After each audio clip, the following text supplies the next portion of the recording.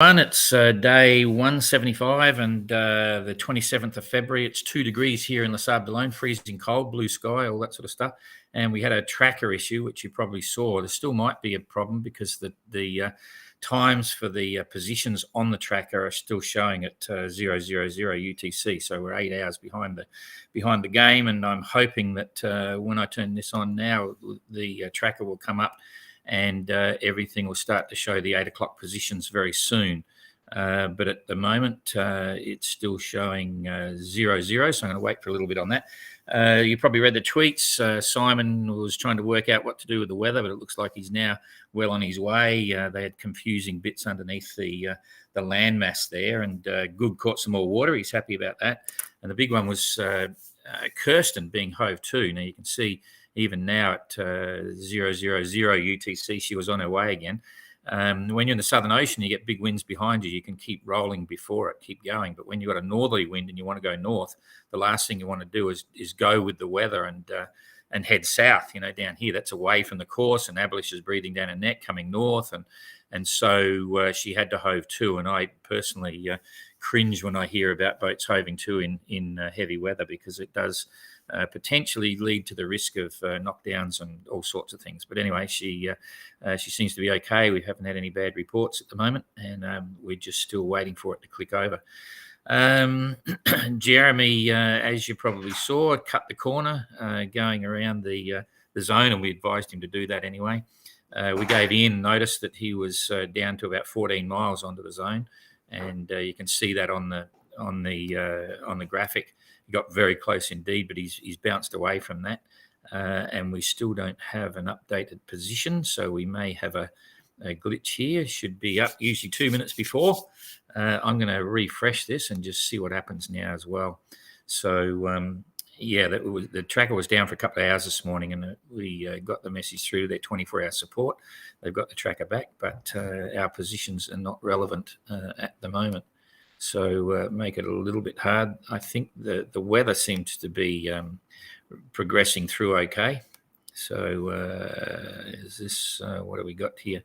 8 o'clock, perfect. Okay, we're back on track again. No, Ian's still on 0, but that should bounce up. We've got Jeremy on 8 o'clock. We've got Goog on 0, so Jeremy's the only one at the moment. What do we got here with Kirsten? 0. Abolish 0. Simon's now come back on at 8 o'clock. They may be manually bouncing these positions.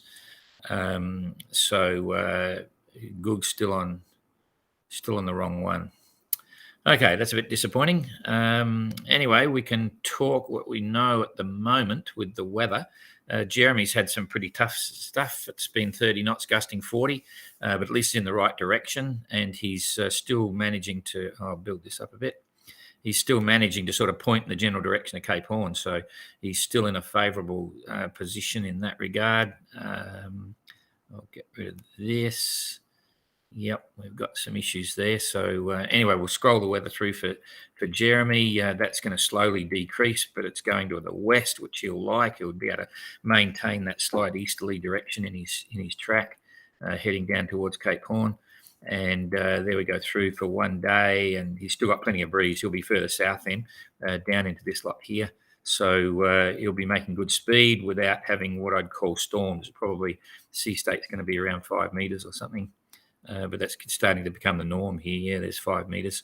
So that's the norm. So not too bad for Jeremy in the next couple of days. Ian will be the same. He'll rock along there. Can't say exactly where he is now. We're 8 hours behind, but so be it. So then down here with Goog, Simon's 8 o'clock. Goog stuck on 0. So, but you can see what was happening. Goog had very light headwinds there. He's tacked up here. He's probably gone to get a bit of northing ready to bounce off down here, come up northwest.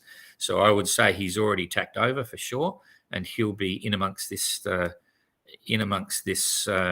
north or west northwesterly or northwesterly, so making reasonably good time. But certainly Simon's got a bit of a boot, and he's going to pull away a bit on that one.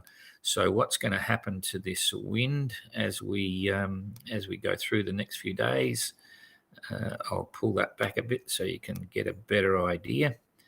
And I'll bounce it through. Someone was asking how I bounce the weather here. Oh, there's Googs. It's just come across to 8 o'clock.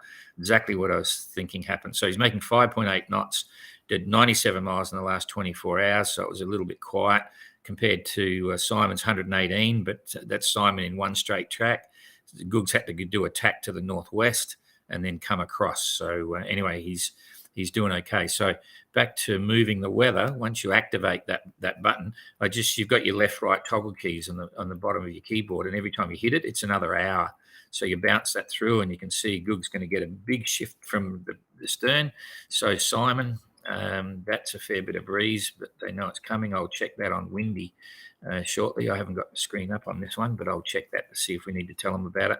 It looks like it's probably 30 gusting 40, maybe even a bit higher, but 30, maybe 32, 33, gusting 40, 45 there, but it doesn't last very long. So you can see it picks up.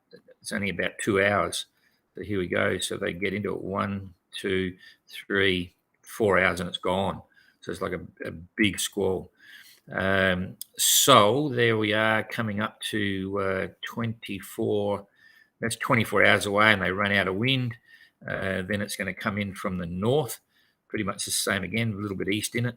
But that'll keep them moving. And then there's another big puff of breeze. So we'll check that. We might put them on a weather alert with that one, although they're all fast moving and see they break up.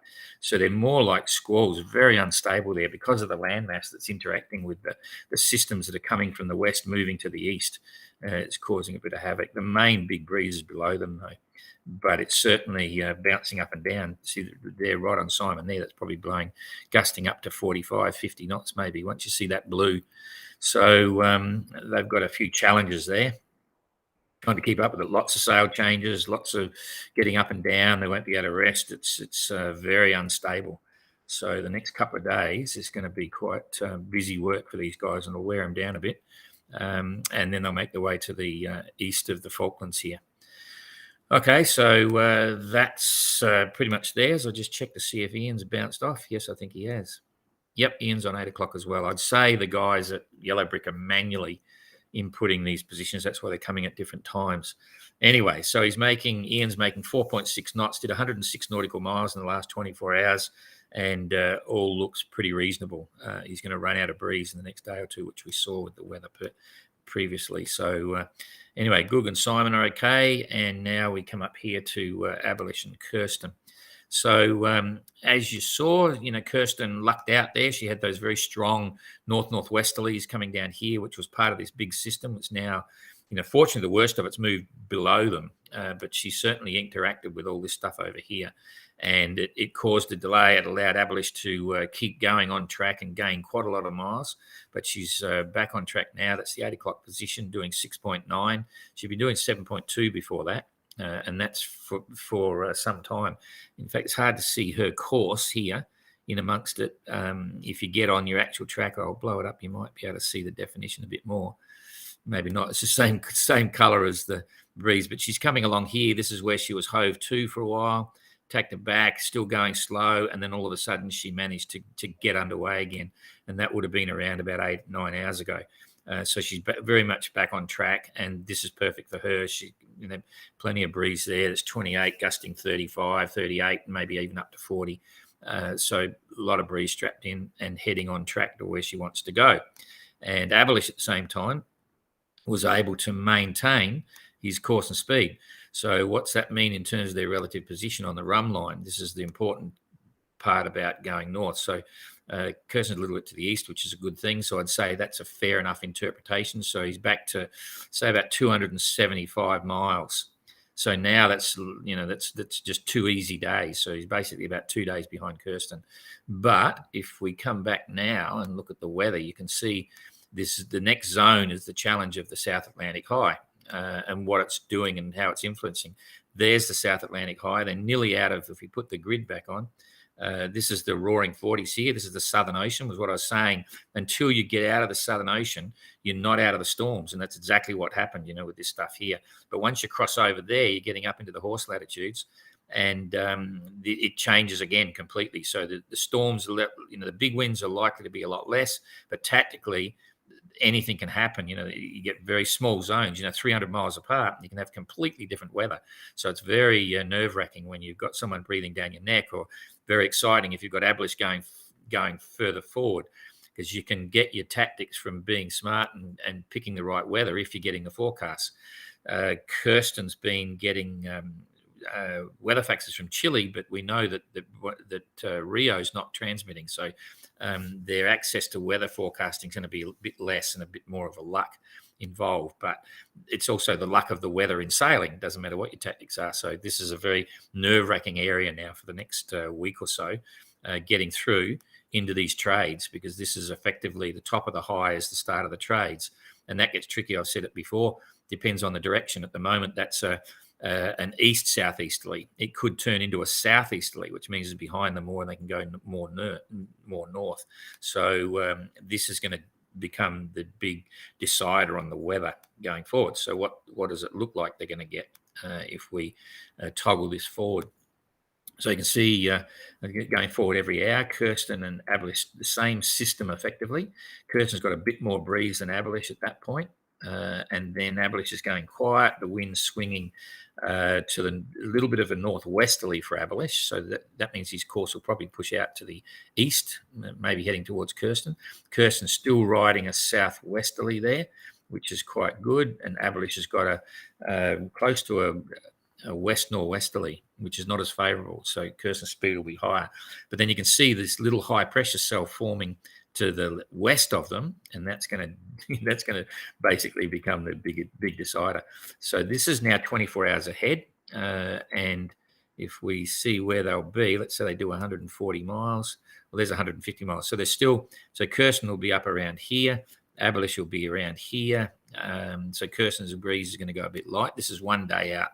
So we keep toggling now, and we go through to the second day. Okay, fortunately, the breeze is following Kirsten up, because remember, she was about here, so she's got a nice breeze, and Abolish he's going to be about here, so he may fall into a bit of a hole if it starts to go light. Yep, it's going to go light, but Kirsten's going to hold the breeze. It's going to go light also now, and headwinds for Abolish, because he's going to be the first one to get this western side of this high pressure here.